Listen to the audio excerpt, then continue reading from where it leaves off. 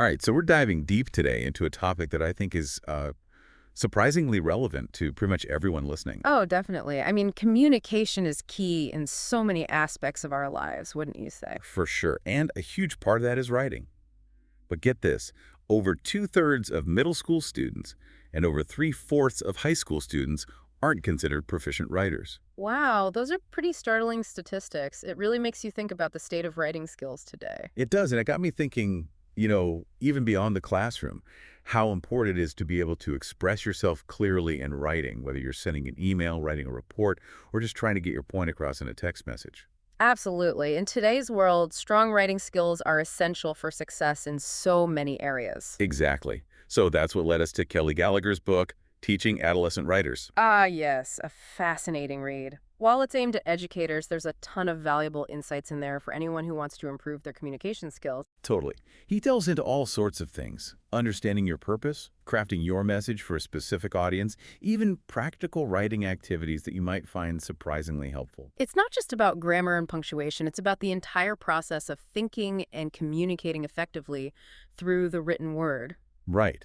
And today, we're going to extract those golden nuggets from Gallagher's book, those key principles about writing, learning, and communication that I think are going to resonate with everyone listening. I'm excited to unpack those principles and see how they apply to our everyday lives. So to kick things off, Gallagher introduces this idea of the literacy stampede, and he uses this metaphor to describe the sheer volume of information that we're all bombarded with constantly. The literacy stampede, I like that. It's so true. We're constantly inundated with information from all directions. Yeah, and he illustrates this by looking at how quickly the internet reached 50 million users just 4 years. Compare that to radio, which took 38 years, PCs at 16 years, TV at 13. The internet just exploded, and with it, the amount of information we have to process. It's mind-boggling when you think about it. That rapid growth of the internet really underscores how much the information landscape has changed in a relatively short period of time. Absolutely. And in this environment where we're constantly being flooded with information, the ability to not only understand it, but also to articulate your own thoughts clearly becomes incredibly valuable. It's not enough to passively consume information anymore. You need to be able to critically analyze it, synthesize different ideas, and then communicate your own perspectives effectively. And this need for strong communication skills, especially writing, is more important than ever. Gallagher points to the rising competitiveness in college admissions. Back in the day, a friend of his got into UCLA with an SAT score of 1070. Oh, wow. That seems almost unbelievable now, doesn't it? Right. By 2005, the average SAT score for UCLA admission had jumped to 1310. That's a huge increase in just a couple of decades. It really speaks to how much more competitive things have become. And strong writing is a big part of that. It's how you showcase your critical thinking, your ability to articulate complex ideas, and your potential to succeed. It's that gateway to success that Gallagher talks about, especially in today's diverse and interconnected world. Whether you're aiming for higher education, a specific career path, or just trying to make your voice heard, the ability to write well can open doors. And here's where things get a little concerning. The National Assessment of Educational Progress, NAEP, has been tracking writing scores for years, and the results are a bit of a mixed bag. Ah, yes, the NAEP data. It's always interesting to see how these large-scale assessments reflect what's happening in education. While scores for younger students showed some improvement in the late 90s and early 2000s, get this, 12th grade writing scores actually went down. And the students who were already struggling, they showed the biggest drop. Only the top 25% of seniors saw any improvement. That's a troubling trend. It suggests that a significant number of students aren't developing those higher-level writing skills that they'll need for college and beyond. Exactly. And it's not just about individual students. This study also highlighted some pretty persistent gaps in writing performance based on gender, with girls consistently outscoring boys and on racial and ethnic lines. So this points to some larger societal issues that need to be addressed. These disparities in writing achievement are really concerning. They can perpetuate inequalities and limit opportunities for those who aren't adequately prepared to communicate effectively in writing. But here's a key takeaway from Gallagher that really struck me. He says specific facts and figures, they often have a short shelf life. What you learn today might be outdated tomorrow. But learning to write well, that's a skill that lasts a lifetime. That's a powerful point. In a world of constantly evolving information, The ability to think critically and express yourself clearly in writing is an asset that will always be valuable. So we've established that writing is crucial, but there's a problem. Gallagher calls it the neglected R. Decades of research has been telling us how vital writing instruction is, but for various reasons, it often ends up getting sidelined. It's interesting, isn't it? There's this disconnect between the widely acknowledged importance of writing and the amount of emphasis it actually receives in educational settings. It is, and he brings up this study by Langer and Appleby from back in the day, and their main finding was pretty straightforward. Kids in America just don't write enough, and when they do, the assignments often don't require them to really think deeply. So it's not just about the quantity of writing, but the quality of the writing tasks that students are given. They need opportunities to grapple with complex ideas, analyze information, and develop their own perspectives. Exactly. And it seems like not a whole lot has changed since that study. Gallagher points to another study showing that in the early grades, only a tiny fraction of the school day, around 15%, is spent on any kind of writing. And get this, two-thirds of that writing is just straight up copying from workbooks. Wow, that's a lot of time spent on rote copying, which doesn't really challenge students to think critically or develop their own voice. Right. It's like we're setting the bar way too low.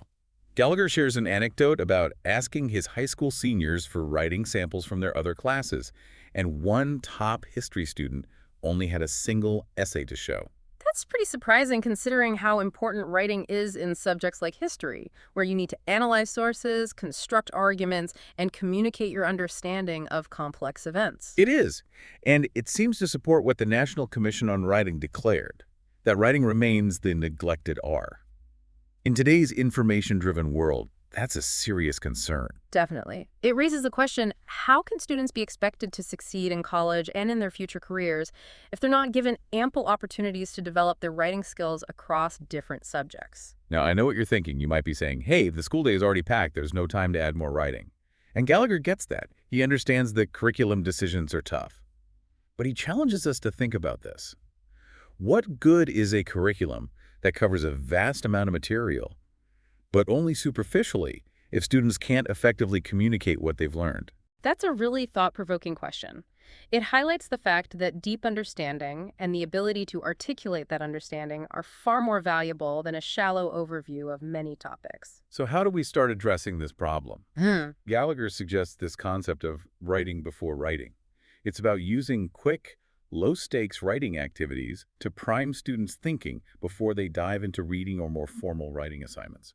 Writing before writing. I like that. It's about activating prior knowledge, getting those mental gears turning, and making connections to the material before you even start reading. Exactly. And he gives some great examples. Before reading the part in Romeo and Juliet where Juliet's parents are deciding who she should marry, he has students do a quick write on whether parents should have a say in who you date.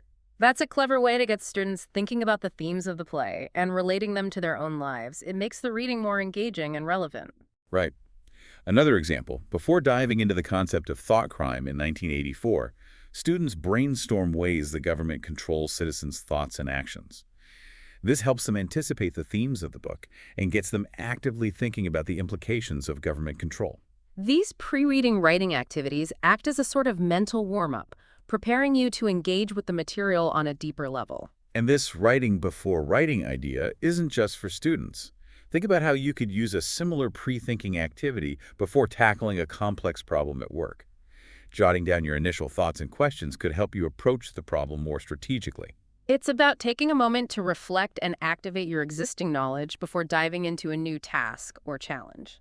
He also suggests some structured ways to capture thinking while engaging with content, like the SDQR chart. Summarize, detail, question, relate. Ah, the SDQR chart, a great way to actively process information as you're reading or listening. Instead of just passively absorbing the material, you're engaging with it on multiple levels. Right. You summarize the main points, note any specific details that stand out, write down any questions that come up, and connect the information to what you already know. It's a fantastic way to really internalize what you're learning. And this can be adapted for any kind of learning, whether you're reading a book, listening to a lecture, or attending a presentation. Absolutely. He also mentions the movie reading chart, which prompts specific observations and analysis while watching film clips. These structured note-taking methods are really valuable tools for active learning. They help you focus your attention, process information more deeply, and make those connections that lead to better understanding. Now here's a key point that Gallagher emphasizes. Writing isn't just about showing what you already know. It's also a powerful tool for figuring out what you think. I love that. The act of writing itself can be a process of discovery. He quotes E.M. Forster, who said, "How can I know what I think till I see what I say?" Have you ever experienced that yourself? Oh, absolutely. Sometimes it's not until you start putting your thoughts into words that you truly begin to understand them. The writing process can clarify your thinking and lead to new insights. And it doesn't necessarily have to be this perfectly planned out process. The writer Marion Crowhurst observed that even experienced writers often don't have a complete blueprint before they start writing. They discover what they want to say as they write. It's that iterative process of writing and thinking back and forth that can lead to the most authentic and insightful work. To tap into this power of discovery through writing, Gallagher suggests some interesting techniques, like free response, where you just write continuously about a thought-provoking passage without stopping or censoring yourself. Free writing can be a great way to unlock your creativity and generate ideas. It's about letting go of that inner critic and just letting the words flow. And there's nonstop writing for a set amount of time, even if you feel stuck. The goal is to keep those mental gears turning and see where your thoughts take you. It's a way to push past those mental blocks and explore ideas in a more spontaneous way. These techniques are really valuable not just for writing essays, but for brainstorming and problem solving in any field. Absolutely. Anytime you need to generate ideas or come up with creative solutions, these free writing techniques can be incredibly helpful. Then there's the writer's notebook, which Gallagher describes as a dedicated space for play, experimentation, and tracking your learning related to writing and language. It's a sort of playground for your thoughts and ideas, a place to try out new techniques, collect interesting words and phrases, and just explore the possibilities of language. He suggests dividing it into sections, maybe for mini lesson notes, brainstorming, vocabulary, and free writing. Think of it like a personal journal for your writing journey. It's a great way to track your progress, reflect on your writing process, and develop your own personal style. Now, for those times when you're facing on-demand writing, like an exam or a report with a tight deadline, Gallagher recommends the attack the prompt strategy. Ah, yes, attack the prompt. This is all about careful analysis and making sure you truly understand the task at hand before you start writing. He suggests numbering the different parts of the prompt and then rewriting it in your own simpler words. This helps you break down the task into manageable chunks and ensures that you're addressing all the key points. It's a great strategy for avoiding misinterpretations and ensuring that you're on the right track from the start. Once you've got a handle on the prompt, he recommends brainstorming possible answers using techniques like mapping, where you visually connect related ideas. Visual brainstorming tools like mapping can be really helpful for organizing your thoughts and seeing the connections between different ideas. Okay, so we've covered getting words on the page. Now let's talk about the power of modeling. Gallagher argues that simply telling someone how to do something isn't nearly as effective as showing them. This is where the idea of apprenticeship comes in. Think about learning a trade, like carpentry or cooking. You wouldn't just read a book about it, you'd watch a skilled craftsperson in action. Right. He uses some great analogies. Learning to repair a refrigerator, training to be a waitress, studying auto mechanics. In all these cases, you learn by observing someone who's already mastered the skill. Gallagher argues that the same principle applies to writing. It makes sense, doesn't it? Seeing the skill in action makes it seem more attainable and helps you understand the nuances that you might not pick up from just reading about it. He believes teachers should write alongside their students and, even more importantly, share their own struggles with the writing process. This is so important. It demystifies the writing process and shows students that even experienced writers face challenges. He makes this really useful distinction between first draft writing and second draft writing. The first draft is all about exploration, getting your ideas down without worrying too much about perfection. It's about giving yourself permission to make mistakes and explore different possibilities. The real refining happens in the second draft. And he calls the second draft the updraft, where you're really focusing on improving your content, your organization, and your mechanics. It's about taking that raw material and shaping it into a more polished and effective piece of writing. And this idea of separating the initial drafting from the revision process can be helpful in all sorts of projects. It's a good reminder that the creative process often involves messy exploration before you get to the more polished final product. To generate ideas for that first draft, Gallagher suggests talking the paper out. Talking the paper out. That's interesting. It's about verbalizing your ideas before you start writing. He shows how he talks through his own story, takes notes, and then uses those notes as a basic outline. He then has students pair up and do the same. Talking through your ideas can be a really helpful way to clarify your thinking and get those creative juices flowing. And this can be adapted for all sorts of situations. If you're preparing for a presentation, you could try talking through your main points and jotting down some notes. It can help you organize your thoughts and identify any gaps in your argument. It's like a rehearsal for your writing or your speaking. He also revisits the idea of writing maps and graphic organizers, which we talked about earlier, as valuable tools for organizing your thoughts before you start writing. Visual organizers are great for seeing the big picture and how different ideas connect. They can help you create a more logical and coherent structure for your writing.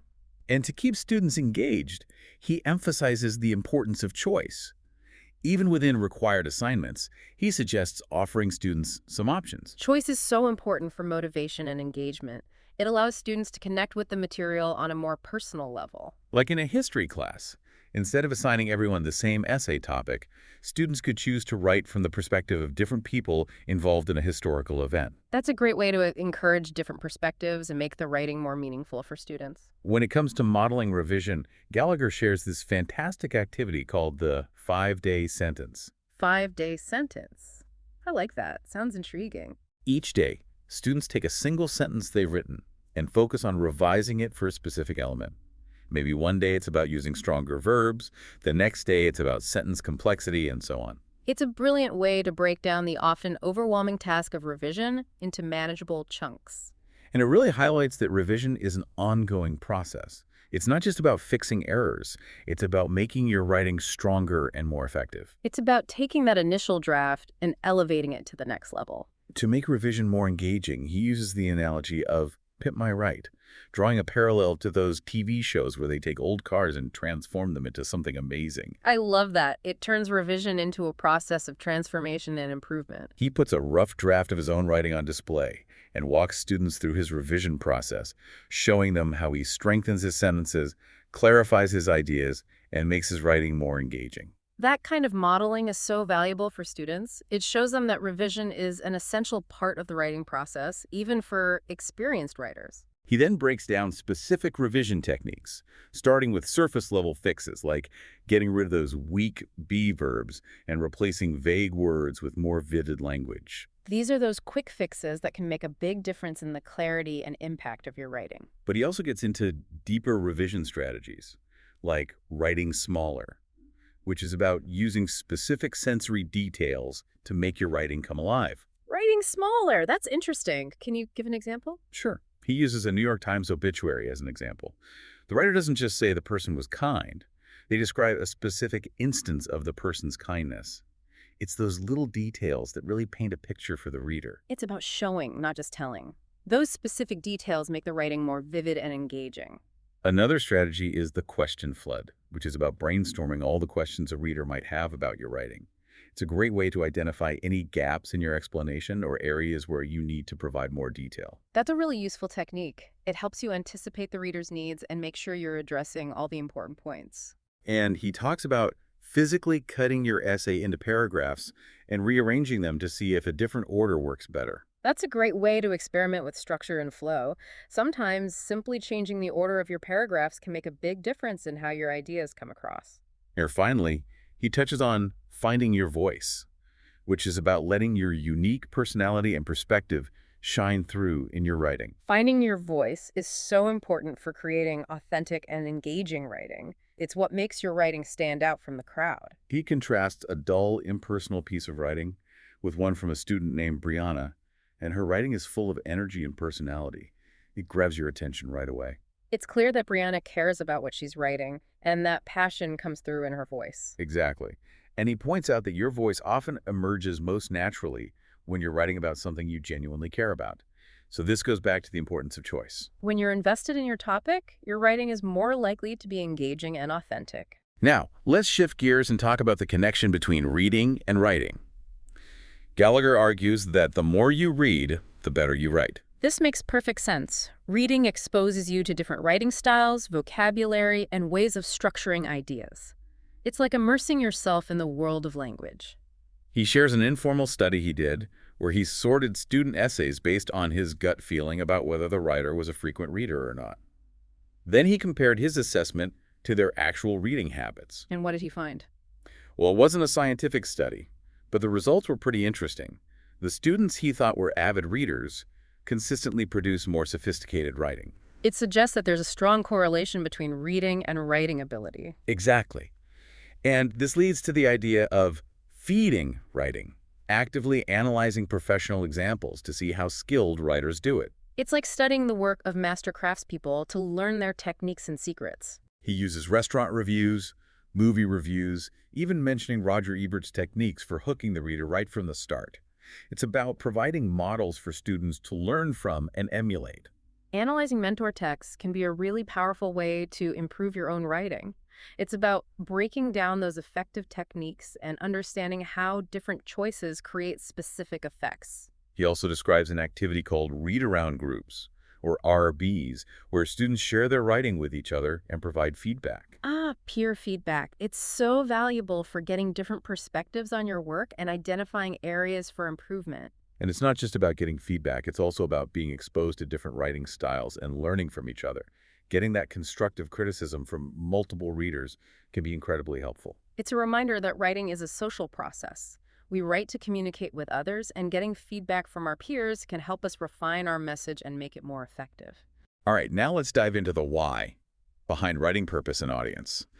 Gallagher emphasizes that understanding why you're writing and who you're writing for is absolutely crucial for effective communication. Those are the cornerstones of any successful communication, whether it's written or spoken. Your purpose drives your message, and your audience dictates how you shape that message for maximum impact. When it comes to teaching required writing while still giving students some control, he recommends two key strategies. One is using quick warm-up activities to get those creative juices flowing. We talked about those writing before writing activities earlier. It's about getting those mental gears turning and making connections to the material. Right. And the second strategy is offering students some choice within the assignments. This might mean giving them options for the topic, the format, or the perspective they take. It's about striking that balance between providing structure and allowing for some individual expression. Even a small amount of choice can make a big difference in student engagement. He shares a bunch of engaging introduce yourself writing activities to show how you can make even seemingly mundane topics interesting.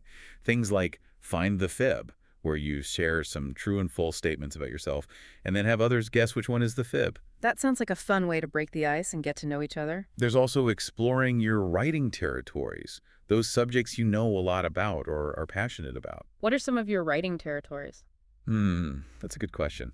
I'd say one of mine is definitely the history of communication technology. It's something I find endlessly fascinating. That makes sense, given the nature of this podcast. What about you? What are some of your writing territories? Oh, definitely anything related to the brain and learning.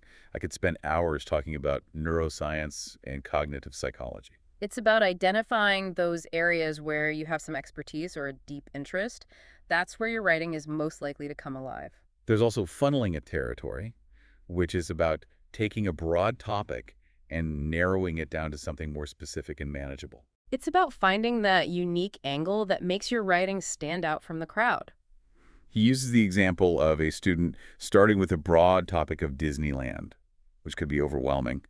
But then the student focuses on a specific funny story about trying to get on a particular ride. And that smaller focus makes the writing so much more engaging. It's about finding that nugget of gold within a larger topic, something that you can really delve into and explore in detail. And then there's Topic Blast, a brainstorming technique where he passes out a dollar bill and has students come up with as many questions as they can think of related to it. That's a clever way to spark curiosity and show that even everyday objects can be a source of inspiration for writing. And he emphasizes that you can do this with almost any object. It's about looking at things from different angles and finding those unexpected connections. It's about cultivating that sense of wonder and curiosity that drives good writing. Another key point is about gradually introducing students to required writing styles. He suggests offering some choice initially. For example, instead of assigning a generic literary response essay, Students could come up with their own questions about the text to answer. It's about giving students some ownership over their learning and allowing them to explore the material on their own terms initially. And this idea of offering some choice within required tasks can be applied in all sorts of contexts. It can be a great way to increase motivation and engagement. It's about finding that sweet spot between providing structure and allowing for individual expression. Gallagher also highlights some longer projects that really emphasize purpose and audience. One is the Pearls of Wisdom project, where students collect and analyze wise sayings from different cultures. That sounds like a fascinating project. It combines research, analysis, and creative expression. And then they create their own advice based on what they've learned. It's about taking what they've gathered from different sources and synthesizing it into their own unique expression of wisdom. He also mentions a research project on the Kennedy assassination, where students can really delve into a topic that captures their interest. Project-based learning can be a really powerful way to engage students and encourage deeper learning. When students are invested in the topic, they're more likely to put in the effort and do high-quality work. The stakeholders activity is another great one. It's about looking at a controversial issue and identifying the different people or groups who are involved. It's about understanding the different perspectives and motivations at play. Students then write from the perspective of each stakeholder. It's a powerful way to build empathy and see an issue from multiple angles. It encourages critical thinking and helps students develop a more nuanced understanding of complex issues. He also uses a simple "I wonder why" quiz to spark inquiry-based learning and writing, showing how everyday curiosities can be the starting point for deeper exploration. It's about cultivating that sense of wonder and encouraging students to ask questions about the world around them. And the "I am an expert" activity has students identifying their own areas of expertise. It's a good reminder that we all have knowledge and experiences that are valuable and worth sharing. It's about recognizing your own strengths and sharing your unique perspective with the world. To really highlight the importance of the author's purpose, Gallagher shares a news article about a car accident. Then he presents 3 different rewrites of the same article, one to persuade, one to describe, and one to entertain. That's a great way to show how the writer's intention shapes the entire piece of writing. By comparing these different versions, students can see how the purpose influences the writer's choices in terms of tone, language, and structure. It's a reminder that every piece of writing has a goal, and understanding that goal is essential for crafting an effective message. He introduces a framework of 8 major purposes for writing: to express and reflect, to inform and explain, to inquire and explore, to analyze and interpret, to take a stand and propose solutions, to evaluate and judge, to seek common ground, and to entertain and delight. Those 8 purposes cover a wide range of writing situations, from personal reflection to academic analysis to creative storytelling. And he emphasizes that in real-world writing, you often combine these purposes. It's about recognizing that writing is a versatile tool that can be used to achieve a variety of goals. He shares a great anecdote about a football player who was really struggling in his English class. He didn't seem motivated at all. But on the football field, he was a star, giving it his all. I wonder what the difference was. Gallagher asked him why he put so much effort into football, and the student simply said, "Friday Night Lights." Ah, the power of audience. Exactly. He knew that his performance on the field would be seen and appreciated by a real audience. It's a great reminder that we're all more motivated when we know that our work has a purpose and an audience. It highlights how important it is to create authentic audiences for student writing, both inside and outside the classroom. When students know that their writing will be read and valued by others, they're more likely to put in the effort and take pride in their work. So what are some ways to create these authentic audiences? Inside the classroom, he suggests things like having an author's chair, where students can share their writing with their peers. That creates a sense of community and encourages students to support each other's writing. He also talks about friendly writing competitions, highlighting great lines from student writing, using bulletin boards to showcase student work, and creating collections of student writing. These are all great ways to celebrate student writing and make it more visible within the classroom community. And for audiences outside the classroom, he suggests things like connecting writing standards to real-world situations, like having students write letters to people in positions of authority about issues that matter to them. That gives students a voice in their community and shows them that their writing can have a real-world impact. He also encourages getting feedback from people outside of the usual circle, maybe family members or community members. Getting feedback from a variety of readers can help students see their writing from different perspectives and refine their message for a broader audience. And he talks about publishing student writing in local newspapers, online platforms, or school literary magazines. These are all fantastic ways to give student writing a wider audience and make it more meaningful for the writers. But he also shares this really powerful story from the writer Mark Salzman about a young man in prison who was sharing his writing with a group. Oh, that sounds incredibly moving. Salzman describes how this young man's hands were shaking so badly that he could barely hold the paper. It was a powerful reminder of how vulnerable it can feel to share your writing with others. It underscores the importance of creating a safe and supportive environment where people feel comfortable sharing their thoughts and ideas. And that leads us to the final section of the book, where Gallagher talks about using assessment to help students improve their writing. He emphasizes that it's not just about giving grades, it's about providing feedback that helps students grow as writers. Assessment should be a tool for learning, not just a way to measure performance. He encourages teachers to adopt the stance of a reader, not just a grader. That shift in perspective can make a big difference in the kind of feedback you give. When you approach a student's writing as a reader, you're more focused on how the writing affects you and what the writer is trying to communicate. It's about understanding the writer's intentions and providing feedback that helps them achieve their goals. He talks about reading papers through a craft lens, focusing on the techniques the writer uses, almost like a fellow writer would. And he even suggests color-coding different parts of essays to help students see the difference between summarizing information and offering their own analysis. Color coding can be a really helpful visual tool for understanding the structure and purpose of different parts of an essay. The I like conversation strategy is another great one.